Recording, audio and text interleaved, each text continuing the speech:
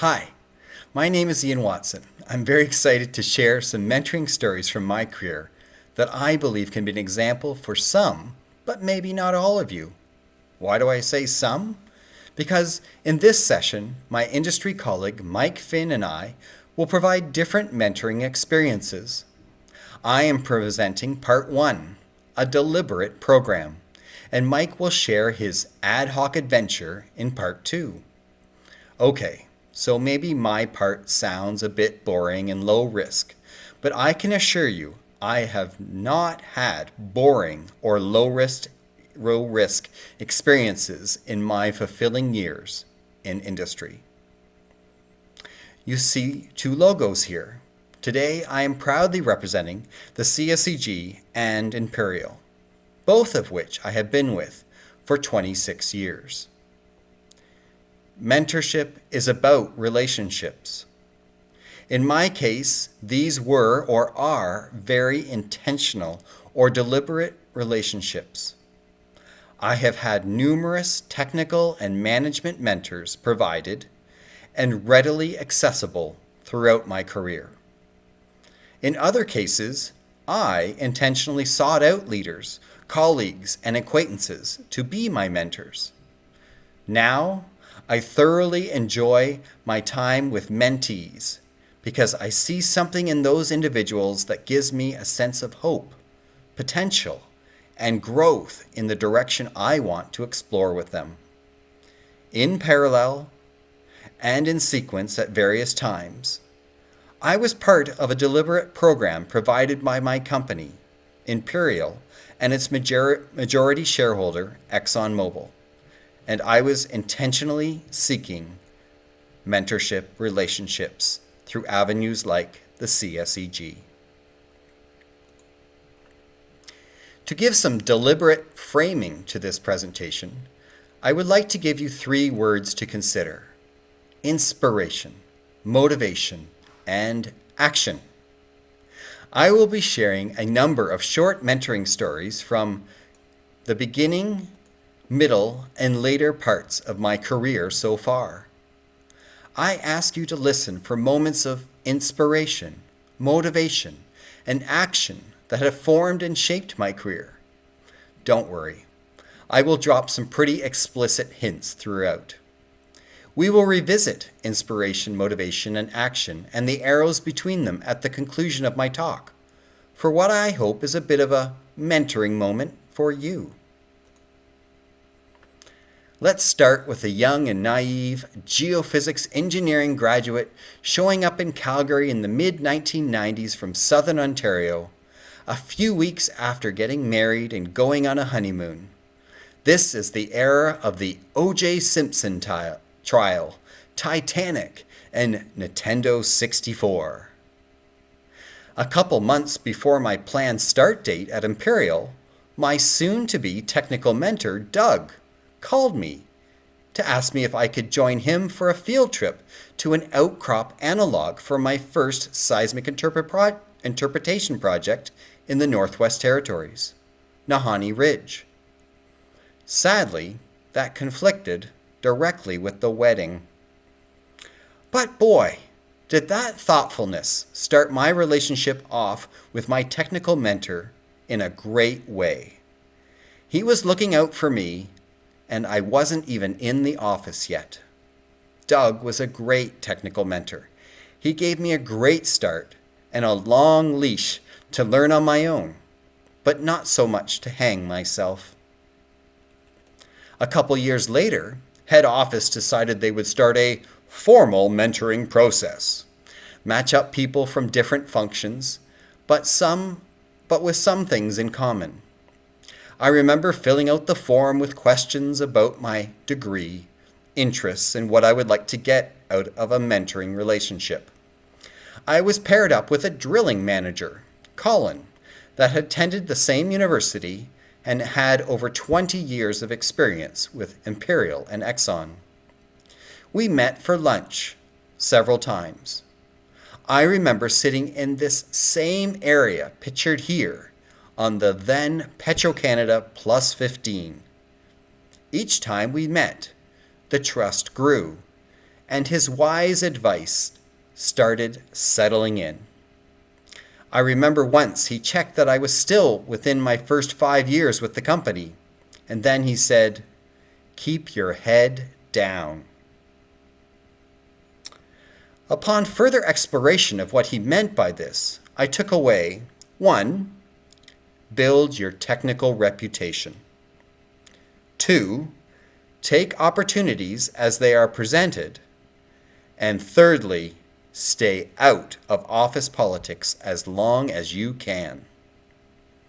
I was motivated to bring my best technical capabilities to my work, inspired to take opportunities. The action I took away was to stick to the technical and steer clear of office politics. Ultimately, that has brought me a lot of rewarding success. These words have lived with me, and I now share them with my mentees. Colin, I don't know where you are in retirement land, but a special thanks to you. I do not forget the time he spent with me as I was learning to navigate a career at our company. I found early in my career that I was surrounded by some brilliant and experienced seismic interpreters at work. These Imperial and Exxon geophysicists knew their stuff. I felt ill-equipped. With an engineering degree from a primarily hard rock school, I took some action and signed up for some graduate courses in geophysics at the University of Calgary. It started with Gary Margrave's seismic processing course, where I was introduced to MATLAB and the toolbox of cool scripts he had created to play around with data. After one course, I signed up for another, and then another. Eventually, I had 4 courses under my belt and thought I would go for the thesis-based master's. But with whom as my academic supervisor? In short order, I found the right person, Dr. Larry Lines. I was humbled that he accepted me as his graduate student among the greats of Brian Russell, Jonathan Doughton, and Aon Day. He had a gentleness as a teacher, an enthusiasm for geophysics that was contagious. He became my academic mentor, inviting me on his journey to promote reservoir characterization through integrated interpretations of geophysics, geology, and reservoir engineering data. He was always positive and patient as I balanced full-time work with writing up a master's thesis and defending in early 2004. As I am sure many have experienced, the relationship with Larry started with geophysics and grew into friendship. Upon graduation, he and his wife presented me with a beautiful homemade quilt. We exchanged Christmas cards over the years. He made my thesis a chapter in a book he published. Every year, he invited me back to teach a lecture on that chapter in his seismic interpretation course. And after, he would take me to the graduate lounge to thank me. Sadly, Larry passed away shortly after his retirement in the fall of 2019. I miss him dearly. As I was wrapping up my thesis, I was offered an opportunity to transfer to St. John's, Newfoundland, to work on the Hibernia field. I was excited enough to be considered to work on such a world-class field, but the kicker for me was that I was going to be working with 2 geophysicists that I had met and identified early in my career to try to work with if I ever got the chance again. My wife was particularly supportive of the move when she saw the twinkle in my eye that said, "These 2 geophysicists inspire me, and I really don't want to pass up this opportunity." Off to St. John's we went, and together with these 2 mentors and others, we discovered hundreds of millions of additional barrels of oil. It was the technical pinnacle of my career, as I got to plan and drill some amazing wells. Let's move on. I'm going to fast forward now to the COVID era. I have been a mentor with the CSEG for 5 years. This past year, mentoring took me around the world. Not literally, virtually, through the wonderful and relentless technology of Zoom. I was paired with a 22-year-old geophysics student from Kenya. Sarah Wangari comes from the humblest of settings in a city about an hour outside the capital of Nairobi. She was looking for a geophysics mentor, and she found our program through a Google search. Regardless of the 10-hour time zone difference, I quickly and deliberately volunteered to be Wangari's mentor. Special thanks to Nate for setting up our pairing. As mentioned before, the relationship had to grow through not one, but many interactions together. We met via Zoom through her cell phone hotspot to her laptop. In some calls, she had numerous nieces and nephews running by and staring into the screen and pointing, "Who is this man? Where is he from?" I would talk about the snowstorm and cold temperatures, and she would talk about the rains and the heat. Sometimes I would hear the family cow mooing in the background.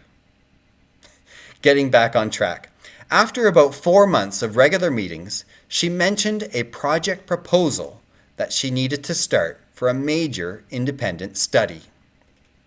She had previously mentioned a strong interest in groundwater investigations and had been given the name of a company that had some data she might be able to access. She was asking for advice about how she might approach the company. I was excited about the project with her. I asked what she knew about the data, and she didn't even know where to start. Her education to date had been very textbook driven, solving for exact solutions.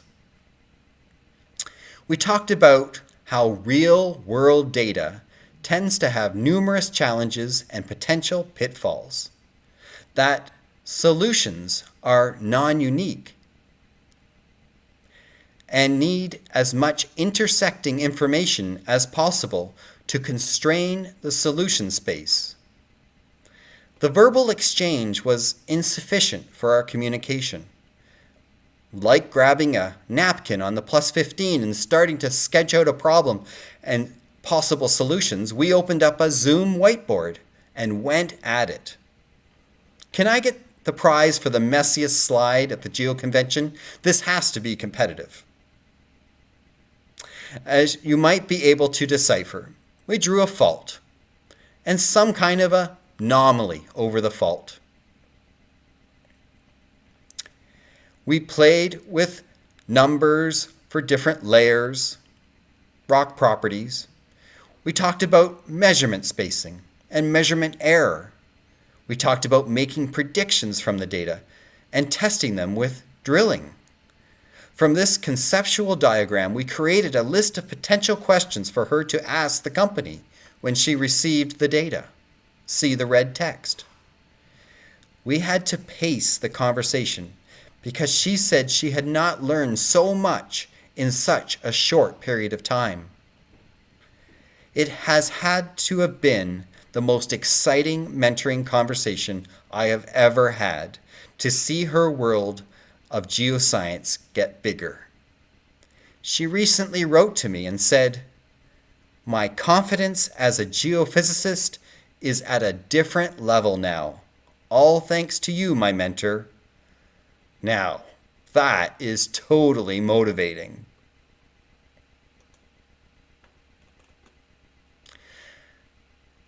Reward. Some days you're just going about your business, and the most pleasant of surprises comes your way. For me, it was an unexpected reward. Not a financial, extrinsic reward, but rather one of those moments that gives you a very satisfying intrinsic reward.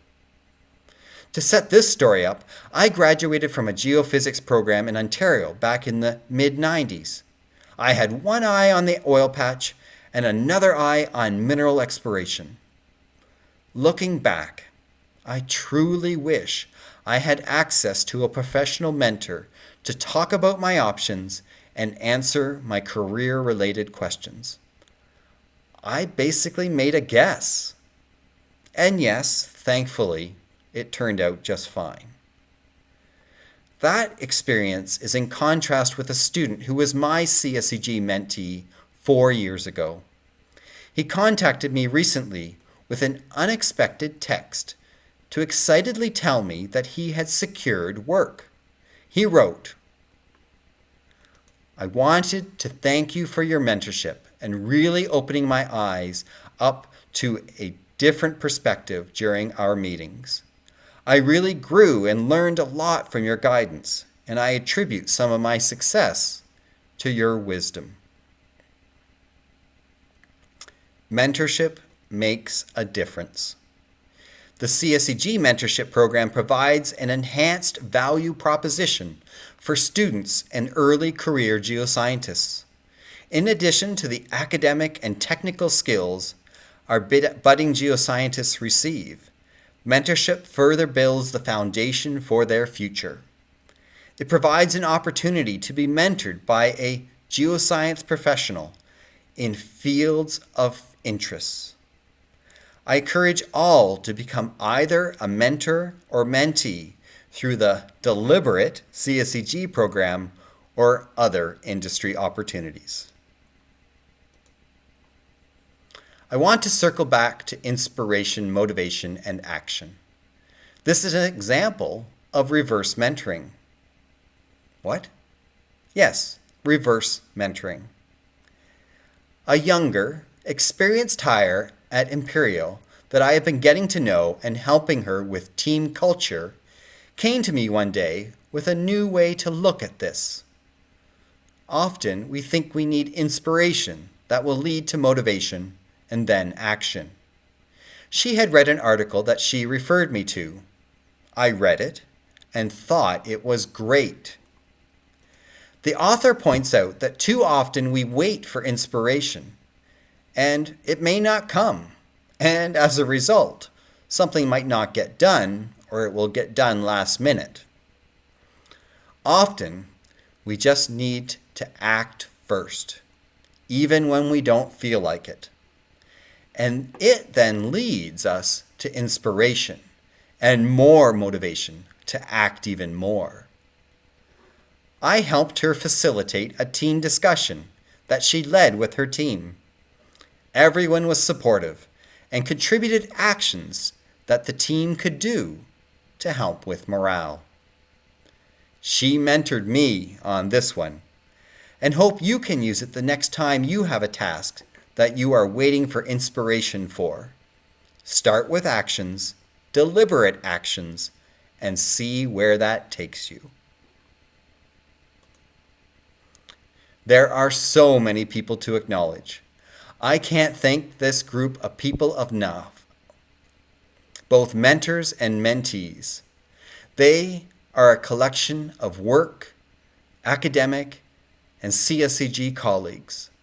I included a few influential family members and friends too. I reflect on this list of generous relations in my life. It gives proof to the concept that it takes a village to raise a child, like me, as we grow and move through our lives. I would not be here today without them. These days, I know there are many hurting and walking alone with mental wellness concerns. I would like to suggest and for you to consider that mentorship is part of our mental health solution space, to give and to receive.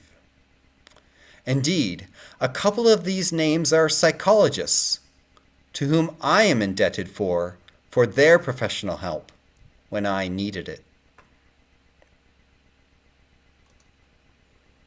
Thank you. Thank you for listening to my stories that relate to my deliberate mentoring programs and experiences. Stay tuned as Mike Finn presents Part 2, an ad hoc adventure.